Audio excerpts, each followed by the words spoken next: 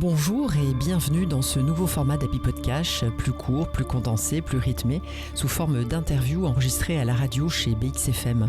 J'y reçois chaque semaine des fêlés, des entrepreneurs au profil et au parcours atypiques, pour échanger sur leur capital identitaire, humanitaire et monétaire, le tout en une petite dizaine de minutes.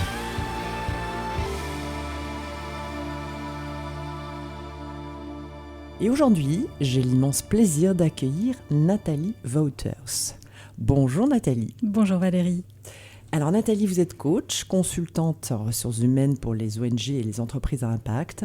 Armée d'un graduat en psychologie, vous avez démarré votre parcours dans le social, puis vous vous êtes orientée vers les RH dans l'entreprise, puis dans l'associatif. Au bord du burn-out, vous êtes entrée dans le développement personnel, l'introspection, le chemin pour devenir coach. Et puis vous avez découvert le Reiki, la communication intuitive, les approches chamaniques, la reconnexion avec la nature, qui ont d'abord été intégrées dans vos accompagnements avant de frôler à nouveau le burn-out entrepreneurial, cette fois-ci, qui vous a mené au slowpreneuriat. Alors Nathalie, est-ce que vous pouvez nous parler de vos racines, vos défis au travers de ce chemin ? Quel regard portez-vous sur ces étapes de vie et quelles leçons vous avez envie de partager aujourd'hui ? Merci. Je dirais qu'au niveau des racines, de l'expérience de vie, aussi bien au niveau familial que professionnel, je pense que comme beaucoup de personnes et beaucoup de femmes, j'ai baigné dans des injonctions du type sois forte, sois parfaite. Et donc j'avais un peu une espèce de culte peut-être de la résistance. C'était pas de la résilience, on n'en parlait pas vraiment à l'époque. Pas encore, c'est vrai. Plutôt, voilà, on résiste face aux obstacles, on se force, on serre les dents. On serre les dents.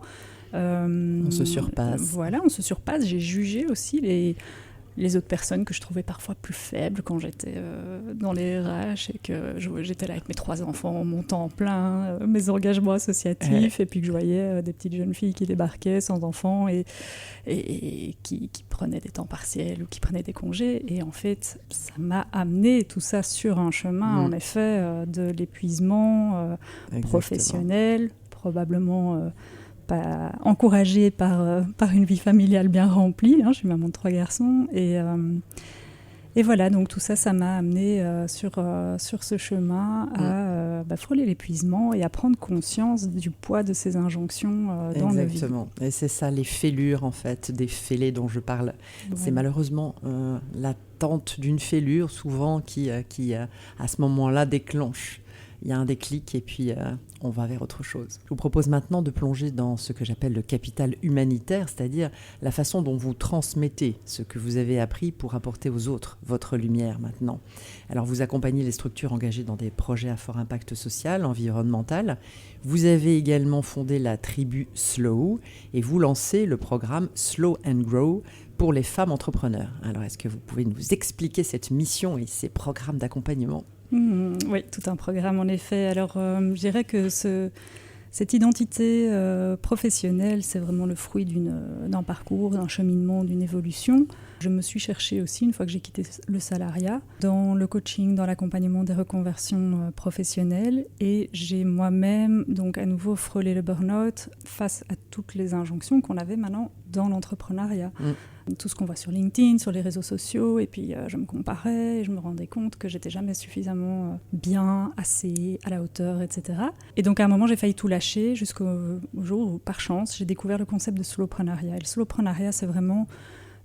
c'était pour moi l'occasion de combiner 2 aspects dans ma mission. C'était l'accompagnement au bien-être professionnel, mais aussi le fait d'avoir un impact positif sur le monde autour de soi. Et donc de vraiment venir conjuguer les 2, puisque le slowpreneuriat, il s'inscrit dans le mouvement slow, comme la slow life, la slow food, le slow travel, etc.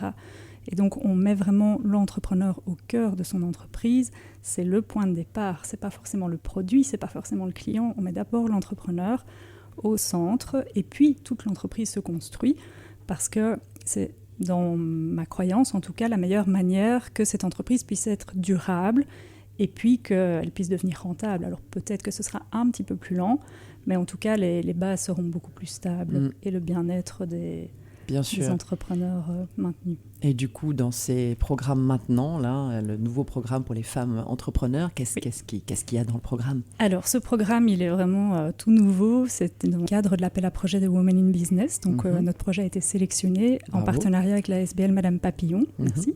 Donc, la SBL Madame Papillon accompagne les femmes en burn-out. Et moi, j'accompagne les femmes entrepreneurs qui veulent prendre soin de leur bien-être. Et donc, on a créé ce programme conjugué avec un accompagnement vraiment à la structuration d'une slow entreprise et du coaching et de la participation à des ateliers bien-être pour l'entrepreneuse. Donc ça, c'est auprès de la SBL Madame Papillon. Donc c'est un programme sur 9 mois. Il y aura 4 cohortes, chaque fois de 6 femmes. Bravo, bravo. Merci, on en saura plus prochainement. Oui. Et nous abordons la dernière partie, le capital monétaire. Puisque dans le bonheur rentable, l'argent est une énergie vitale qui circule lorsqu'il est dépensé pour satisfaire des besoins réels. Et donc c'est une vibration consciente et harmonieuse qui dépend du regard que l'on porte sur elle. Alors Nathalie, quel est votre regard sur l'argent? Est-ce que ce modèle de slowpreneuriat est rentable? Comment ça se manifeste et est-ce que ça circule avec effectivement vos clients? Tout à fait. Alors justement, la notion de rentabilité est très importante dans le slowpreneuriat.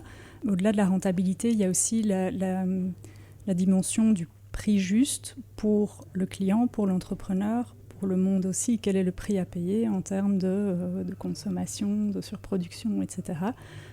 Donc il y a quelque chose de très très conscient dans cet environnement-là. Donc ça, c'est un point très important pour moi. Et mon regard par rapport à l'argent, mais il est en train de changer parce que je n'ai pas forcément eu un très bon rapport à l'argent jusqu'à il y a très peu de temps. C'est quelque chose sur lequel je travaille et notamment la tribu Slow, qui était à la base un projet purement entrepreneurial, est en train d'évoluer vers un projet, pour moi, à dimension plutôt sociale, avec, dans les prochains mois, je l'espère, une constitution en ASBL, avec une tarification solidaire, donc qui tient compte des possibilités des entrepreneuses ou des futurs membres, en tout cas des personnes qui veulent nous rejoindre, parce que je suis convaincue en fait de la mission sociétale aussi de la tribu Slow, de ce projet-là. Bien sûr. Et je pense que ça alimente aussi de manière beaucoup plus positive la société. Et en fait, ça permet aussi à l'argent de circuler plus facilement parce qu'en ayant peut-être plus de membres qui payent moins en termes de cotisation, la tribu Slow peut rester quand même rentable malgré tout. Bien sûr. Mais l'argent est évidemment essentiel, puisqu'on est quand même dans une entreprise, une société, même si elle n'a pas cette vocation, et ça ne doit absolument pas être un but, mais par contre c'est une nécessité, c'est un outil, c'est une énergie, donc ça circule. Eh bien merci Nathalie d'être venue inspirer nos auditeurs avec votre parcours et votre mission, qui illustre parfaitement le chemin du bonheur rentable, durable, partir de soi, aller vers les autres. On vous trouve sur votre site internet tribuslow.com et puis bien sûr sur LinkedIn, je répète, Nathalie Wouters, W-O-U-T-E-R-S. Eh bien merci Nathalie, bravo, vous faites partie des fêlés qui laissent passer la lumière, qui mettent leur passion et leurs expériences au service d'un impact positif sur le monde. À très vite, au revoir. Au revoir. Je suis Valérie Delande, créatrice et animatrice du concept de bonheur rentable, et je vous donne rendez-vous chaque semaine avec un nouveau fêlé. Vous pouvez également retrouver les chroniques du bonheur rentable en podcast sur le site de BXFM.